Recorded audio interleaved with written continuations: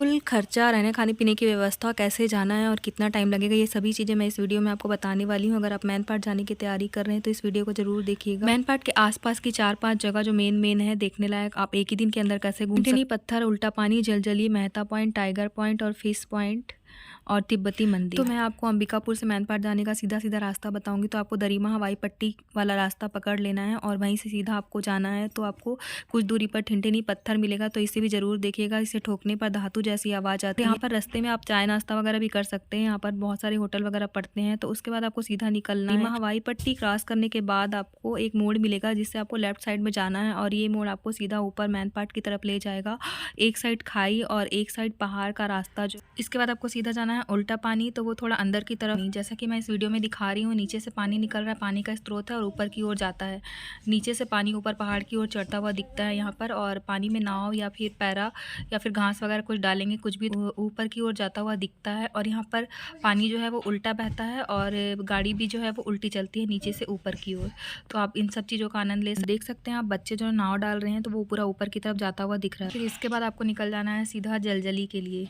जो सीधा जाकर आपको जलजली में रुकना है। और जलजली में जो ज़मीन है बहुत ज़्यादा उछलती है, कूदने पर जैसा कि आप देख रहे हैं हिलती हुई ज़मीन। यहाँ पर गाड़ी वगैरह भी चलाने के लिए आपको मिल जाता है और घोड़ा वगैरह भी है सवारी करने के लिए। और यहाँ पर खाने पीने की भी व्यवस्था, अगर आपको भूख लगी तो आप यहाँ पर नाश्ता वगैरह कर सकते हैं। तो ये है जलजली। और यहाँ पर जो है रिसोर्ट भी है। यहाँ पर जो मंदिर है वो तिब्बती लोगों के लिए मंदिर बनाया गया है। और यहाँ पर बुद्ध देव की मूर्ति है। ये सारे चक्र हैं जिसमें मंत्र लिखे हुए हैं। ये सबसे बड़ा चक्र है और ऐसा बोला जाता है कि इससे निगेटिव एनर्जी खत्म होती है। और यहाँ पर रिसोर्ट भी है, रुकने के लिए होटल, रेस्टोरेंट सभी चीज़ें हैं। तो आप चाहें तो 1-2 दिन रुक सकते हैं और रुक कर भी घूम सकते हैं। अगर आपके पास ज़्यादा टाइम है तो आप रुक भी सकते हैं और 1-2 दिन रुक कर इंजॉय कर सकते हैं। तो कुल जो खर्चा है यहाँ पर घूमने का मैं आपको बता दूँ तो हम अंबिकापुर से आए थे। अंबिकापुर से ये जगह करीब 51 किलोमीटर दूर है और 1 से 1.5 घंटे करीब लग जाते हैं यहाँ आने में, और जाने में भी उतना ही करीब लग जाता है। तो आप अगर अंबिकापुर से आते हैं और एक दिन के अंदर ही सुबह आप जल्दी उठकर आएंगे तो पूरी जगह आप एक ही दिन में घूम सकते हैं, या फिर चाहें तो आप रुक सकते हैं। तो उस हिसाब से आपका खर्चा होगा। और हम लोग अंबिकापुर से अपनी गाड़ी में आए थे तो हमें सिर्फ पेट्रोल का और खाने पीने का ही खर्च लगा है और साथ में कुछ गाड़ी वगैरह जो चलाए हैं उसका लगा है। तो आपको बता दूं, एक गाड़ी चलाने का यहाँ पर 150 रुपये लगता है और उतना ही करीब घोड़े का भी लगता है।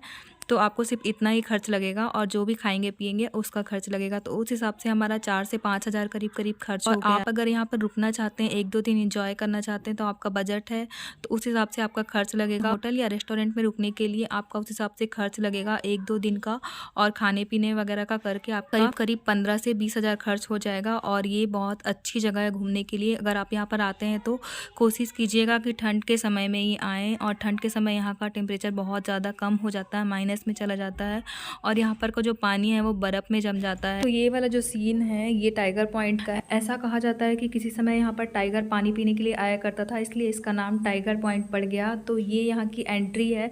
यहाँ से आप इंटर करेंगे तो थोड़ा अंदर आपको जाना पड़ेगा, वहाँ से आपको झरना दिखेगा टाइगर पॉइंट का। तो यहाँ पर भी आपको गाड़ी वगैरह चलाने की व्यवस्था मिल जाएगी और बहुत सारी चीज़ें खाने पीने की भी व्यवस्था यहाँ पर होती है। तो नाश्ता वगैरह कर सकते हैं अगर आपको भूख लगी यहाँ पर पहुँच के तो। और आजकल तो यहाँ पर ट्रैम्पोलिन वगैरह बच्चों के लिए भी लगा कर रखा हुआ है। छत्तीसगढ़ का शिमला कहा जाता है मैन पाट को, और यूं ही शिमला नहीं कहा जाता, यहाँ पर का मौसम भी शिमला जैसा ही होता है।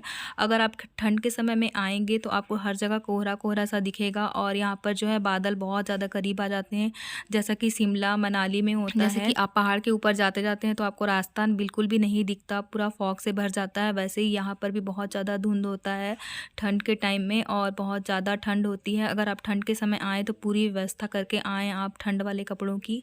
और यहाँ पर भी पहाड़ के ऊपर चढ़ते चढ़ते ऐसा लगता है कि बादल एकदम पास में आ गया है और यहाँ पर का मौसम बहुत ज़्यादा अच्छा रहता है। और ये सच में छत्तीसगढ़ का शिमला ही है और शिमला जैसे ही ठंड होती है यहाँ पर भी। तो शिमला मनाली अगर आप नहीं जा पा रहे हैं तो यहाँ पर ज़रूर आइए और यहाँ पर आके यहाँ पर के मौसम और प्राकृतिक सुंदरता का आनंद ज़रूर लीजिए। और यहाँ पर मैन पाट महोत्सव भी होता है जिसे देखने लोग बहुत दूर दूर से आते हैं। अगर आप भी आना चाहते हैं देखने तो आ सकते हैं। और जितनी भी मैन पार्क के आसपास घूमने लायक जगह थी वो सब मैंने इस वीडियो में बता दी है। तो आप अगर आते हैं मैन पार्क घूमने के लिए तो इसमें से एक भी जगह मिस मत कीजिए। और उसके बाद हम पहुँच चुके हैं मेहता पॉइंट। ऐसा कहा जाता है कि मेहता पॉइंट जो है वो सनराइज़ पॉइंट है और यहाँ पर से सूरज उगता हुआ बहुत बड़ा दिखाई देता है। मैन पार्क जो है वो काफ़ी ज़्यादा ऊंचाई में स्थित है, इस वजह से सूरज यहाँ पर बहुत बड़ा दिखाई देता है। तो वीडियो अच्छा लगे तो लाइक शेयर सब्सक्राइब जरूर कीजिए मेरे चैनल को। मैं मिलती हूँ अगले वीडियो पे।